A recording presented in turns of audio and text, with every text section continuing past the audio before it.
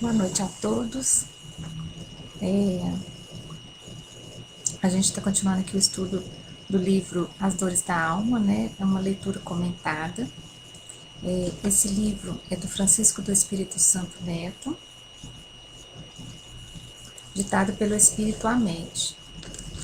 Como eu disse ontem, eu ia trazer logo esse capítulo sobre a rigidez, que eu acredito que poderia ter sido o primeiro capítulo do livro. Ontem eu falei sobre isso, né? Que ele poderia ter sido o primeiro capítulo, porque ele nos abre, assim, tá?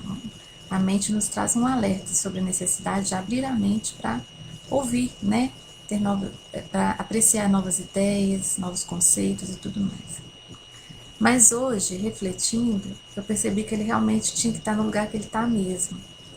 Porque se nós não tivéssemos passado por todos os capítulos anteriores e tratado, né, comentado e visto cada uma dessas outras dores, refletindo um pouco sobre cada uma delas, dificilmente a gente estaria preparado para falar sobre esse tema de hoje. Então, tem o propósito mesmo, né, de ser dessa forma.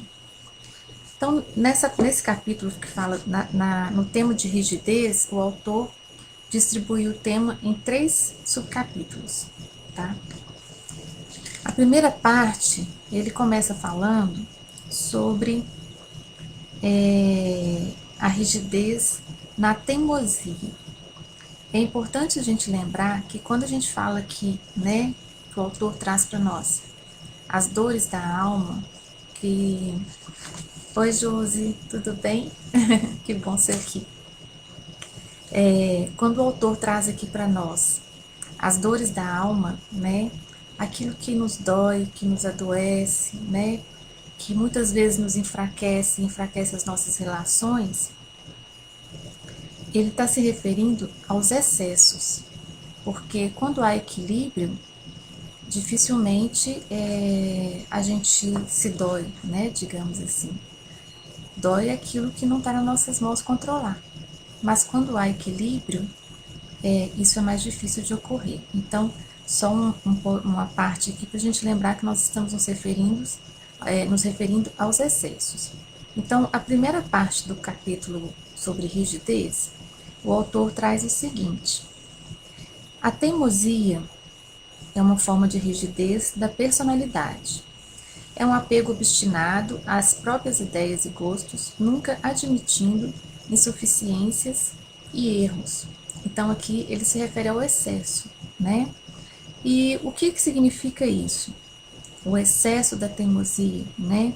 O apego às próprias ideias é não aceitar aquilo que vem de fora, que vem do outro, é combater ao extremo novas possibilidades, né? O excesso de rigidez pela teimosia, ele segura a pessoa ali no próprio mundo, nos próprios conceitos, e ele não se abre de forma alguma para mais nada. Então é disso que o autor trata nessa parte.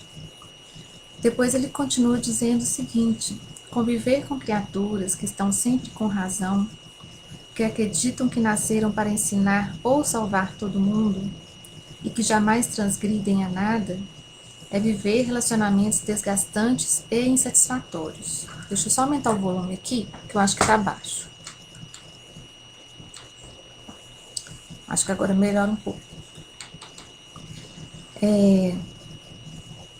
Mais uma vez, né? São pessoas que têm as opiniões muito arraigadas, né? Então, para elas não existe outro ponto de vista a não ser o delas. Depois o autor continua dizendo o seguinte: nesses relacionamentos com essas pessoas, né, vai ter sempre aquela parte que é o teimoso, né, ou o dono da razão, que é o instrutor, e todos os demais para ele são aprendizes. Então é bem complicado assim esse tipo de relação. É aquela pessoa que vai, por excesso de rigidez, de teimosia e apego às próprias opiniões, que não considera outra possibilidade, ele vai ser sempre o dono da verdade. né? E isso vai quebrando as relações, isso vai afastando as pessoas, então não é fácil conviver.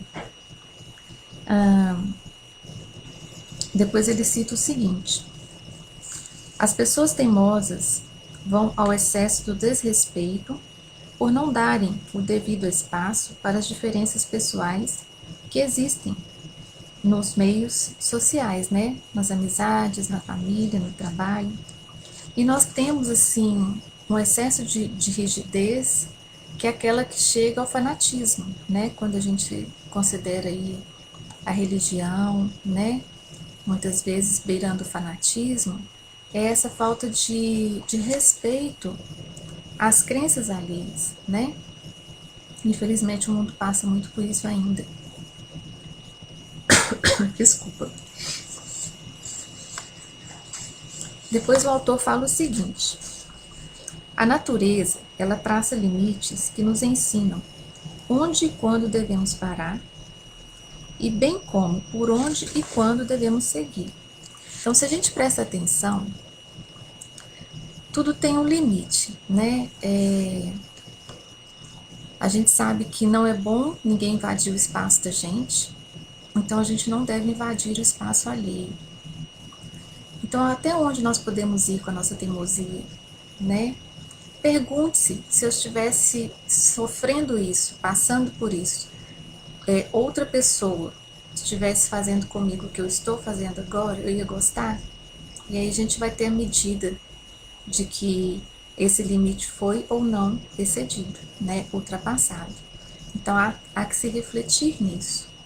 No entanto, o que acontece é que é difícil, porque como a gente comentou ontem, nós temos comportamentos e reações muito automáticas. O mundo chegou num estágio de correria, onde tá todo mundo no piloto automático. A vida passa voando, a gente levanta, come, trabalha, volta para casa, come de novo, dorme e o dia começa outra vez e tá tudo no automático e ninguém para refletir de fato no que aconteceu, no momento em que aconteceu, né? Porque a gente tem a noção que não dá tempo, só que dá. Porque da mesma forma que nós temos uma reação praticamente instantânea, né? Muitas das vezes quase antecipada, a uma situação que nos provoca ou uma reação, ou uma solução, né? Algo que nos traz uma provocação, e a gente já tem ali de cara uma reação, um julgamento, uma opinião. Assim também é quando nós avaliamos aquilo que nos acontece no dia a dia. Então tem tempo sim, porque à medida que isso vai se tornando um costume, um hábito, né? Refletir um pouquinho sobre cada situação, e a gente observe e presta atenção, a gente já vai conseguir muito rapidamente identificar, né, os limites, as causas, por que a gente está se sentindo daquela forma ou dessa forma. Então isso é um hábito, é um exercício constante. Depois ele continua dizendo o seguinte: as pessoas que possuem esse excesso de rigidez, né, de teimosia, de severidade, elas vão criando padrões mentais. E esses padrões vão influenciando outras pessoas que acabam reagindo a elas da mesma forma que elas estão reagindo com os outros. Isso vai virando uma cadeia, né? Só que o seguinte, como um dia a ficha cai, quando essa ficha cai, a pessoa que é excessivamente rígida para com os outros, para com suas opiniões, né? Não importa. Quando a ficha cai, vem a culpa, né? Vem uma culpa muito grande por ter feito tudo aquilo. E essa culpa, quando ela é associada com arrependimento, ela vai provocar de primeira mão aquela rigidez contra ela mesma. Vai começar ali um processo de autopunição, né? Porque ele não sabe, a pessoa não sabe ainda agir de outra forma. E essa autopunição, ela é perigosa, porque as pessoas vão pensar, vão imaginar que elas têm que espiar ali tudo o que elas fizeram de errado. E não é assim que funciona, né? A gente erra, e no próximo capítulo a gente fala disso aqui já já, mas né, existe um processo de aprendizado junto com o erro, né? Caso contrário, não teria função. E o mundo, o universo, Deus é muito perfeito, ele não criou nada sem função. Então, não há que se entrar nessa linha da autopunição. Mas geralmente entra. Essas pessoas muito rígidas, elas entram nessa linha da autopunição, né?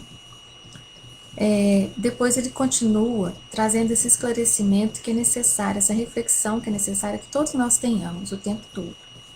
Nossos limites se expressam de maneira específica e ninguém pode exigir igualdade de pensamento e ação de outro ser humano. Ou seja, mesmo que a gente tenha opiniões bem convictas, né, pontos de vista ali bem arraigados sobre o que quer que seja, sobre conduta de vida, sobre política, religião, não importa.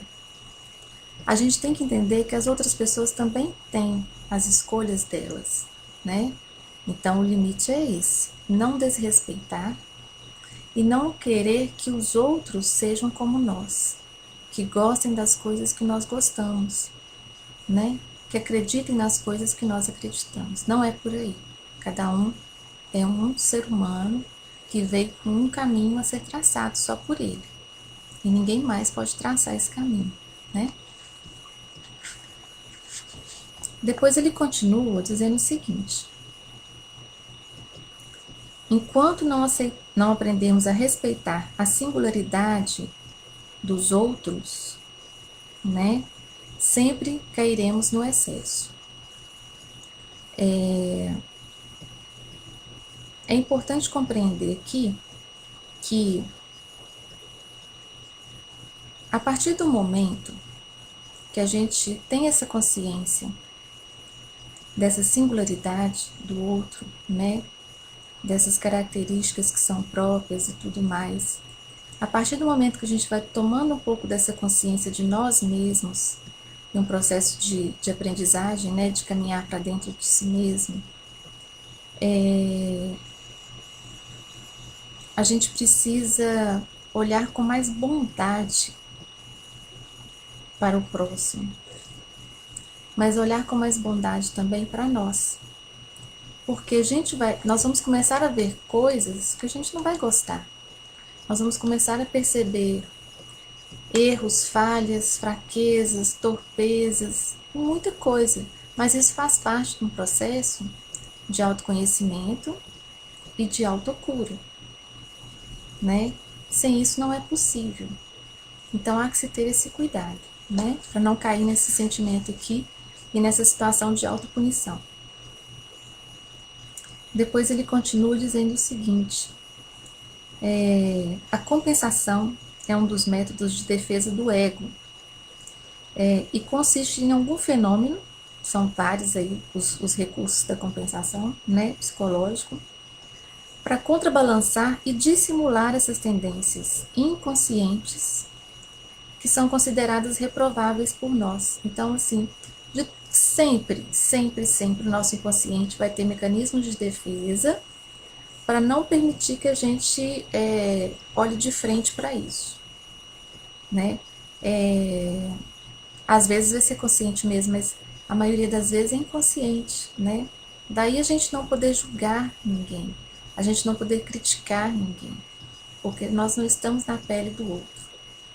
Ninguém sabe aquilo pelo que as pessoas passam, o que vai no íntimo de cada uma, né?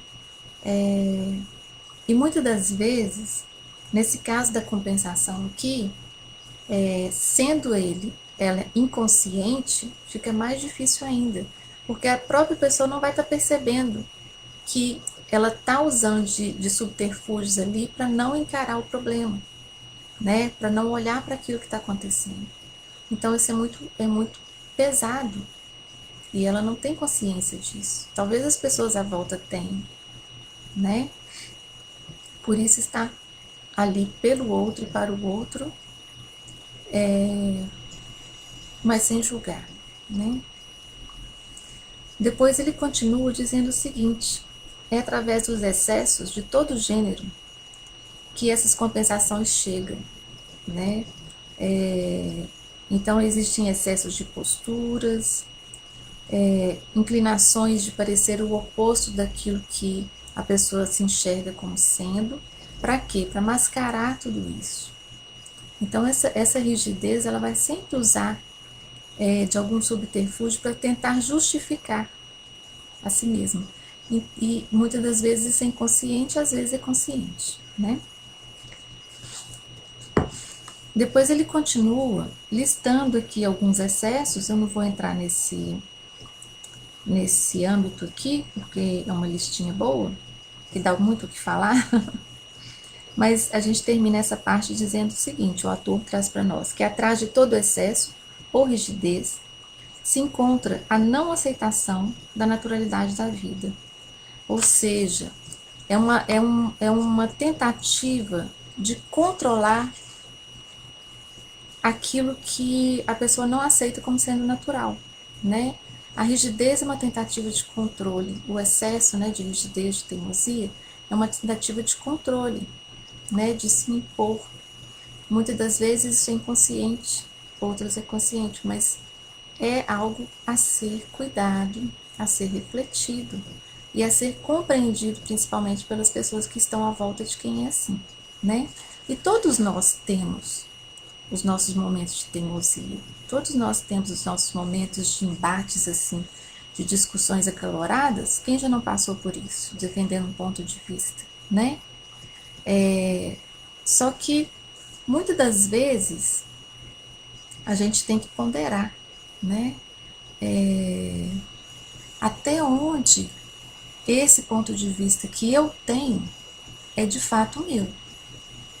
Ou é uma opinião que foi chegando para mim, não importa de onde veio, de quem veio, e eu acolhi e estou defendendo. Então, todo ponto de vista, toda opinião, toda atitude, né, muito arraigada, ela há que ser pensada. Porque senão a gente vai estar chocando o ovo de cuco e não tem nada nosso ali. É coisa que veio para nós, mas não nasceu em nós, né? Então há que se refletir muito sobre isso. Essa reflexão evita muita discussão, muita desavença, muito desgaste de energia, né? Aí o autor passa para a segunda parte do capítulo sobre rigidez. Aí ele começa dizendo o seguinte: os erros são quase que inevitáveis para quem quer avançar e crescer. São acidentes de percurso, contingências do processo evolutivo, que todos estamos destinados a vivenciar. Então é aquela questão de olhar com bondade, com tolerância e com compreensão de que somos todos seres em evolução, sujeitos ao erro. E é através do erro que a gente aprende. E assim a gente vai evoluindo pouquinho em pouquinho, né? O que acontece sobre a rigidez aqui, nesse caso, é quando não há tolerância alguma com o erro, né? É quando se busca justificar essa rigidez apelando para a perfeição. E ninguém aqui é perfeito, né? Nós não somos perfeito, é Deus. Então, nessa parte do capítulo, ele vai falar um pouco sobre isso. Vamos lá.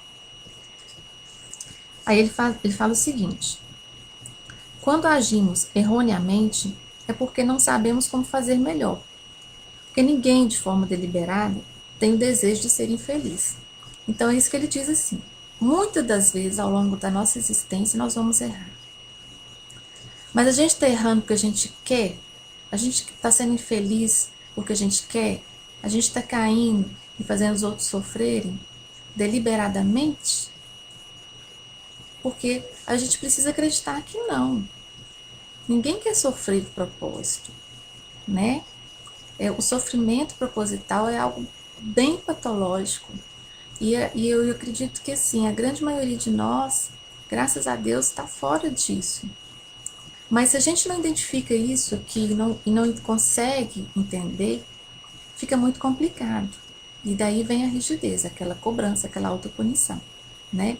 Então é preciso a compreensão e a tolerância com os erros de todo mundo, não só com os nossos, né? Lembrando sempre que amar ao próximo como a si mesmo. Então, e muitas das vezes a pessoa extremamente rígida, ela é extremamente punitiva com ela mesma, nem tanto com os outros. Então há que ter muito cuidado, né, nessa parte, que há que se refletir bastante. Por isso eu recomendo muito, mas muito mesmo, que quem puder, gente, leia esse livro, porque ele assim, ele é para a vida da gente. É impressionante. Então assim, é muita reflexão que ele traz, né? A cada linha tem muita reflexão. E são boas reflexões, são muito boas. Depois, continuando.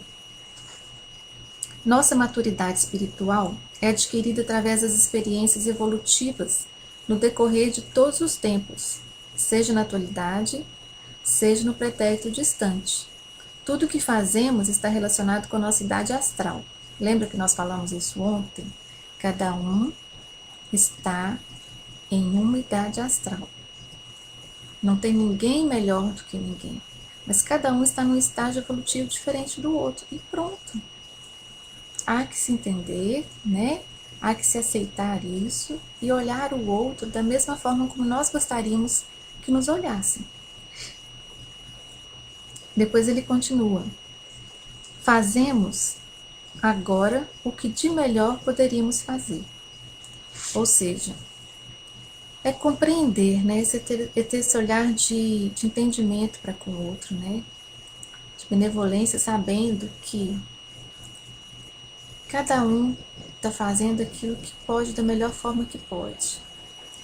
E embora muitas e muitas vezes a gente pense, meu Deus, mas não tem condição, não pode. Fulano tá vendo que tá fazendo assim, fulano tá vendo que tá fazendo assado, não é possível. Não adianta, né? Como a gente já viu, já falou, cada um tem o seu caminho a percorrer e nós não podemos percorrer o caminho do outro por ele. Não dá para carregar o outro no colo para tornar o caminho dele mais fácil. Porque a gente tem o nosso caminho também. O que dá para fazer é orar pelo outro, para que ele percorra o caminho dele da melhor forma possível e estar aqui por ele, né? Mas a gente não pode, de forma alguma, interferir na caminhada das pessoas. Depois ele continua. As criaturas que agem com austeridade em determinada circunstância acreditam que aquela é a melhor opção a tomar. Porém, quando o amadurecimento conduzi-las a ter uma melhor noção a respeito dos relacionamentos humanos, elas assimilarão novas maneiras de se comportar e passarão a agir de forma coerente com seu novo entendimento. Então é isso, né? As pessoas que são rígidas, né, que estão aí fechadas e tudo mais, elas acreditam que essa é a melhor forma, né? Ainda não chegou o tempo dessa abertura, mas esse tempo chega um dia para todos nós, né? E chegando esse tempo é que ela vai ter essa noção, né? Esse amadurecimento espiritual para poder encarar encarar, né, a si mesma, encarar suas proposições aí e começar a refletir sobre cada uma delas. É um processo longo, como já disse, não é fácil, é doído, mas é um processo que cura, né, que vai nos curando. A dor apenas terá função dentro dos imperativos da vida, enquanto os homens não aceitarem que somente o amor muda e renova as criaturas. Esse trecho aqui, ele se refere muito à rigidez da pena de morte, né? Ele cita isso aqui no livro, é algo muito polêmico, né? Mas ele fala o seguinte, o caminho é o amor. E eu vou abrir um parênteses aqui nessa parte, Porque a gente precisa lembrar o seguinte: quando a gente reencarna, nós temos o esquecimento, né? A bênção do esquecimento das vidas anteriores, de nossas dores, de nossas alegrias, de nossas faltas, né? Dos sofrimentos que nós passamos e dos sofrimentos que nós causamos. Nós temos esse esquecimento. Então, muitas das vezes, quando a gente chega aqui, né, e no caso, por exemplo, da pena de morte, né, para crimes hediondos e tudo mais, pessoas que passam aí, famílias que sofrem terríveis perdas, né, de forma muito brutal, e aí a gente pensa, né, e se fosse com a minha família, como seria isso, como que eu reagiria? Mas a gente precisa relembrar disso. Ninguém sabe o que se passou antes. Então, existe um propósito para tudo. Infelizmente, até para as coisas mais terríveis. Existem resgates a serem feitos, né? Existem situações inimagináveis, assim, porque eu não sei se vocês se lembram do caso daquele garotinho no Rio, se eu não me engano é no Rio,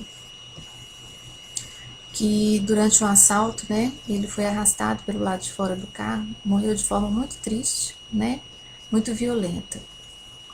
E houve uma comoção extremamente grande, né, claro, quem não se comoveria com isso, principalmente envolvendo criança, né, isso é mais do que natural. Mas, um tempo depois, com toda aquela dor que a família estava passando, esse menino enviou uma psicografia à família, né, aos pais, pedindo que eles não guardassem rancor nem ódio das pessoas que causaram isso a ele. Porque o plano reencarnatório dele, e que ele mesmo ajudou a traçar, né, era um resgate que ele precisava fazer. Porque em outra vida, ele havia sido um daqueles condutores daquelas bigas, né, que são aquelas tipo carroças puxadas por cavalos, que esquartejavam as pessoas, que arrastavam as pessoas. Então, existe um porquê para tudo. E ele pediu para vir e cumprir o tempo que lhe faltava e morrer dessa forma, porque era o resgate que ele precisava para saldar aquilo que ele tinha de vidas anteriores. Então, que a família ficasse muito feliz porque ele conseguiu saldar aquilo que ele se propôs. E aí sim, a família entendeu, recebeu aí um pouco mais de consolo, né? E foi atrás desses algozes e perdoou. Então, existe um propósito para tudo. E essa rigidez nos impede de perceber isso. Então, que a gente possa ter sempre isso em mente, né? E eu posso até colocar para vocês, porque muitas pessoas eu sei que passam por situações muito violentas e de repente pode pensar que a gente fala porque a gente nunca passou. Mas nós já tivemos uma perda na família em virtude de violência. Oi, Eliane, nós já tivemos isso, né? Quem nos conhece sabe da história. E durante muitos anos eu mesma guardei muita raiva, assim, muita revolta, digamos. Não era ódio, mas era muita revolta. Mas com o tempo o entendimento vem. E ele só chegou depois que eu comecei a estudar um pouquinho sobre espiritualidade, né? Porque eu sempre fui um bandista, né, de frequentar, depois comecei a desenvolver, mas eu nunca tinha estudado de fato. Nunca tinha me proposto, porque tem uma diferença entre a gente estudar e a gente assimilar e tomar aquilo para nós. Então, a partir do momento que eu resolvi refletir e assimilar, foi que o perdão começou a chegar, né? Então, há que se ter uma flexibilidade aí, né? tirando a parte, voltamos para o livro, né?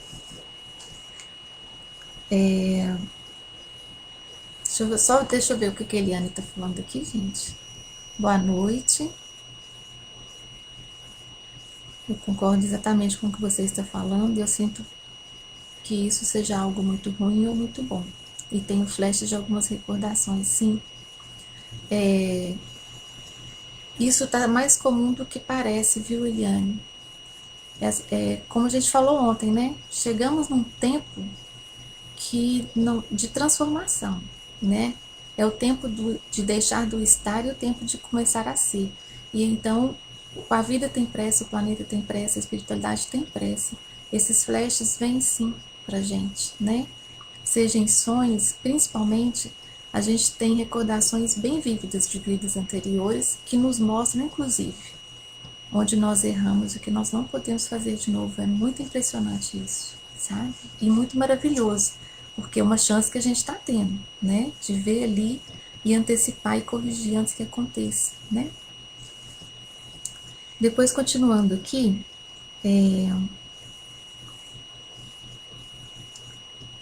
aí o autor trata do seguinte, olha, muitas pessoas matam, roubam e mentem sem vacilação alguma, mas será que sabem perfeitamente que isso não é certo? Estar no intelecto não é a mesma coisa que estar na profundeza da alma. Ter informações e receber orientações não é a mesma coisa que integralizar o ensinamento, ou seja, saber por inteiro. É isso que eu acabei de falar, né? A gente saber o que é certo e o que é errado, mas integralizar isso em nós é bem diferente, né? Então, saber que é preciso perdoar, mas integralizar isso leva tempo, não é de um dia para o outro, não, né? Então, são situações que vão nos trazendo as experiências e as vivências que vão nos ajudando. Quando a gente não tem essa rigidez, pode olhar para elas com esses olhos do aprendizado, né, da reflexão. Depois ele continua. Erros são quase sempre inevitáveis para quem quer avançar e crescer, né? Em vez de repelirmos os erros, ou seja, de ser rígido e imaginar que a gente não pode errar, né? Deveríamos analisá-los atentamente, como se fossem verdadeiros objetos de arte. Por quê? Porque assim a gente aprende, né? Então não é tentar ser perfeito e não é se cobrar demais quando a gente erra, é olhar para o erro como uma forma de aprendizado, né? E aí ele continua no finalzinho dessa segunda parte. Deus permite que o erro integre o nosso caminho. Claro, né? Ele faz parte das nossas condições evolutivas. E Deus não condena ou castiga ninguém, mas o oposto. Então, se ele não condena, né, e não castiga, quem somos nós, né, para condenar e castigar? E por fim, na última parte desse tema sobre a rigidez, a primeira citação do autor é muito importante, assim, muito interessante. Ser flexível não quer dizer perda de personalidade, nem ser volúvel, mas ser acessível à compreensão das coisas e pessoas. Então, é ter a mente e o coração abertos, né? Como a gente diz aqui, a gente nunca sabe o que o outro passa e as coisas em que o outro que ele passa, as coisas em que ele acredita, as crenças, né? As opiniões são dele, é o caminho dele, é a vida da pessoa. Então nós não temos que ser rígidos por isso, né? Nossa opinião não é a certa, nosso caminho não é um certo, não existe isso, fórmula pronta. Cada um é um e cada um tem o seu. Então, muitas das vezes a pessoa fala assim: ah, mas você muda de opinião demais. A gente escuta isso demais, né? Você mudou de opinião? Isso é muito instável, né? Isso é muito. Mas a gente às vezes muda sim, né? Quem está disposto a ouvir, a ponderar, a refletir sobre algo, não é de forma alguma uma pessoa rígida, né? Então, não é que a pessoa seja volúvel ou não tenha personalidade, mas é estar aberto a ouvir, a ponderar e a extrair o que há de bom naquilo que está sendo colocado para nós, né?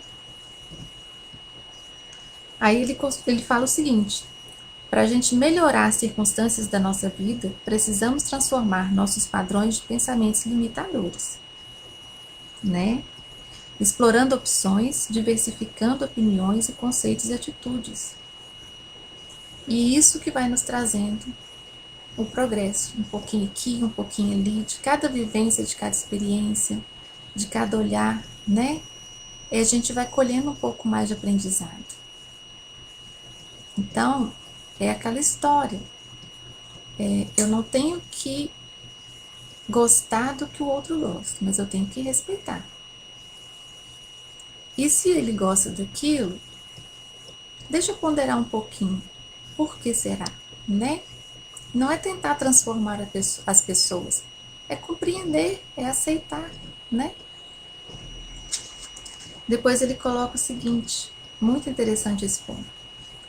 A arquitetura de uma ponte prevê os movimentos oscilatórios, para que sua estrutura não sofra dano algum. As estruturas imobilizadas, né, rígidas, nunca são tão fortes como as flexíveis, né? Então a rigidez nos quebra e a flexibilidade está sempre nos transmutando, nos transformando, nos transportando um pouquinho além, né? Porque estar aberto a um conceito, a uma ideia, a uma situação, a ponderar que a gente não sabe tudo sobre determinada coisa, né? Na verdade, a gente não sabe nada de nada. Mas eu digo assim, a pensar que, poxa, pode ser que haja algo mais, né? E sem ter acesso a esse algo mais, quem sou eu para julgar, né? É essa a reflexão. Então, ser flexível, estar aberto. A gente cresce muito, a gente aprende muito dessa forma. Depois o autor se refere um pouquinho aos excessos, né, à rigidez das paixões que a vida nos traz ao longo, né, desse caminhada nossa. Então ele coloca assim sobre as diversas áreas do relacionamento humano, política, social, afetiva, religiosa, e aí ele traz o seguinte, olha os pontos de equilíbrio que o autor traz para a gente. A predileção pelo lucro é útil, mas o exagero é cobiça. A predileção pelo afeto é valorosa, o exagero é o apego. A predileção pela religião é evolução, ou pela espiritualidade, né? O exagero é fanatismo. A predileção pela casa é necessária, o exagero é futilidade.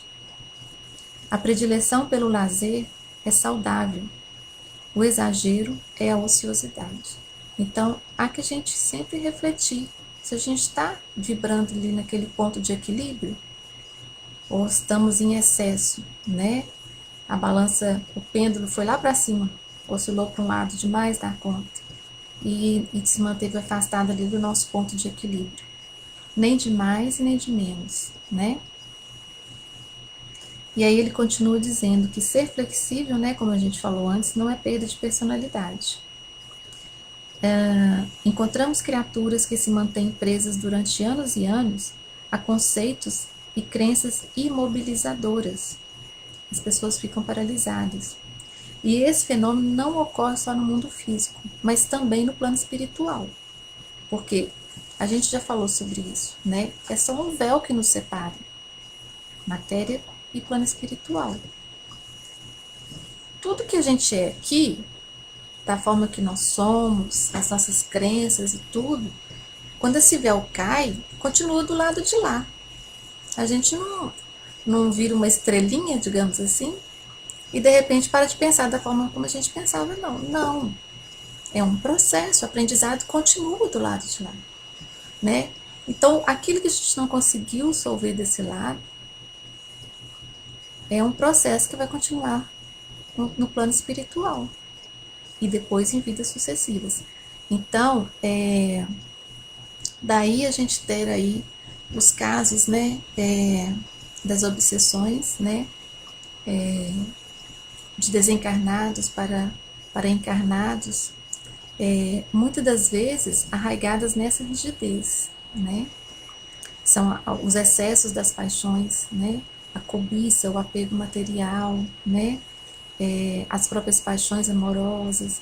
Então, tudo isso são, são raízes assim que ficaram aqui, que acabam prendendo o indivíduo que já não está mais aqui. Mas é difícil se libertar disso, não é fácil, mas acontece que existe uma sabedoria divina muito grande, né? Então, tudo caminha para o melhor. A gente tem que lembrar disso. Depois ele continua dizendo o seguinte: nossa saúde mental está intimamente ligada à nossa capacidade de adaptação ao meio em que vivemos. E nosso progresso intelectual se expressa por meio dessa habilidade psicológica de associar as ideias.